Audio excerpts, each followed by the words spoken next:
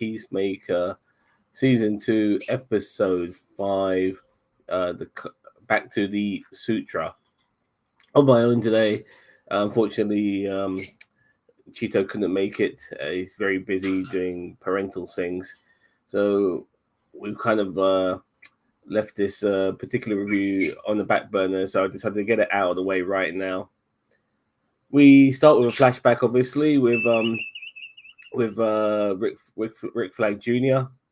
And we also see Harcourt there and Rick Flag Senior, and kind of getting to understand Harcourt a little bit better and her intentions. But we do realize that she doesn't necessarily hold a grudge against Peacemaker. She understands that Peacemaker is a different guy, and she's willing to give him a shot because of that, which is a really humane thing to do for a lady who likes to beat the shit out of people.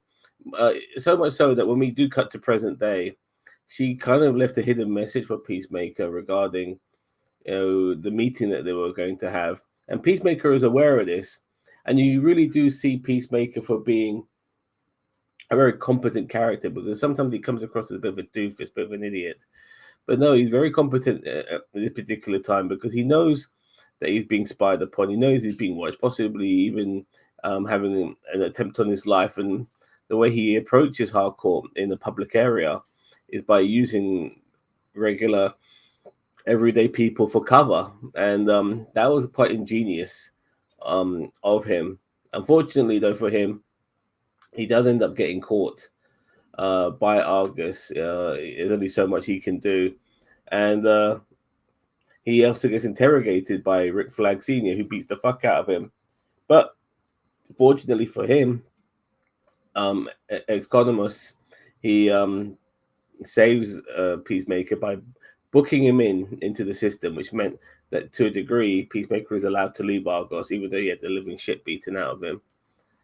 And we also have a nice subplot with Eagerly and Michael Rooker's character. And this is the funny thing. Rooker was talking about how Eagerly could be the superior eagle or some shit like that, the prime eagle. And lo and behold, when he does try to kill Eagerly is the prime eagle. He sets Rooker's character up by having all these other eagles attack him, and they peck the shit out of him. They peck him to death, all these eagles. And yeah, Eagerly is a supreme being eagle. And you see like this light glowing around him, a similar light Rooker's character had when he was trying to search for Eagerly and using spiritual powers and whatever. But yeah, Eagerly, there's more to him than meets the eye. And I do look forward to that. We find out that Adiobi, or however her name is spelled or said, she put an article in a magazine that nobody really reads, but somebody did get back to her from that magazine, and she's obviously offering her services as a security person. But the person who rang her up kind of misinterpreted her services and basically wants to have sex with her. Now, she never realized this until Vigilante kind of explained some of the code words that he was using was like for butt fucking and stuff like that. A very funny and comical moment, I may add. But yeah, it was silly, and I really feel like Vigilante is not really being used that much this season, and I've mentioned that before, and it does bug me to a degree that he's used so sparingly. But yeah, that's Vigilante for you. Like they don't want him to steal the spotlight from Peacemaker, I guess, and he kind of stole the spotlight from Peacemaker last season, and maybe John Cena was kind of doing a WWE sort of tactic by saying that's not going to work for me, brother. I'm the only star of this show. You're not gonna be stealing the show from me on this particular occasion. Regardless, Chris Smith, Peacemaker, I think he's kind of realized, you know what, this world is no good for me. I'm gonna move. I'm gonna go to a new world.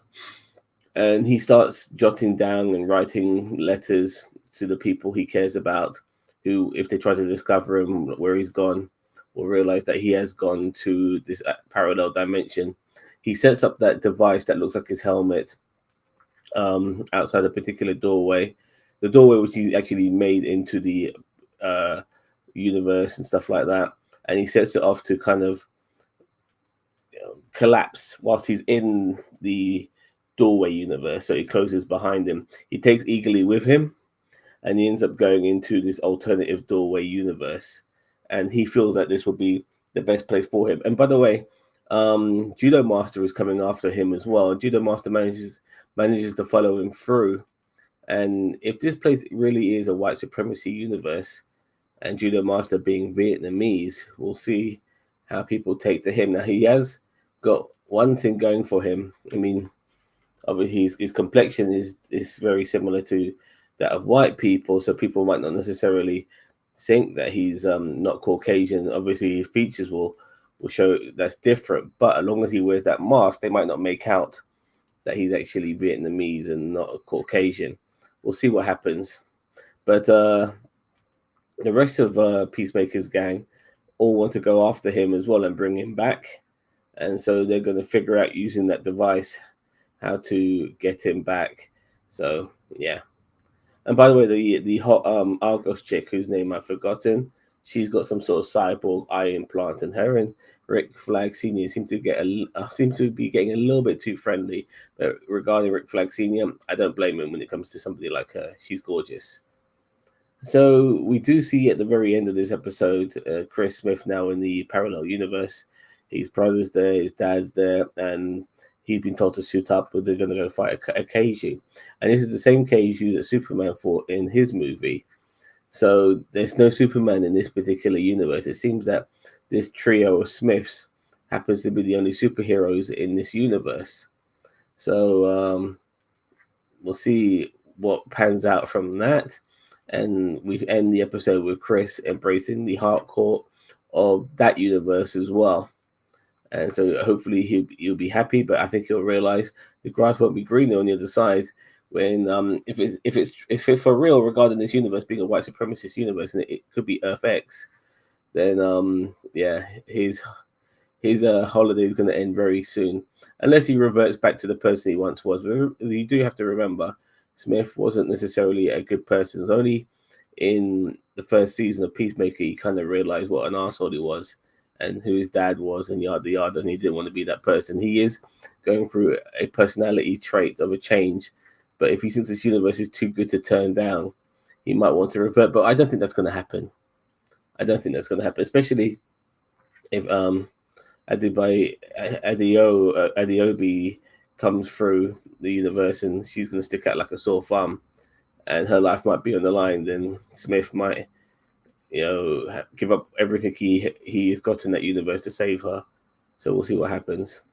I think he might let Judo Master die if he's staying in that universe. But anybody else, I think he might not do that. So anyway, it was a really good episode. Cheeto, he did tell me before this, I started doing the review, that he gave this episode a 7 out of 10. So he obviously liked it. I liked it as well. I'm gonna give it an 8 out of 10. My only issue with these episodes is that they're damn short, and everything feels like a setup for a setup for a setup. They should feel like mini conclusions at times, but no, we're just more setup. Everything it's just everything set up. But we've got 3 more episodes to go, so we'll see where we go next week. But we are obviously reaching the end game now, so I look forward to seeing what the result of that would be.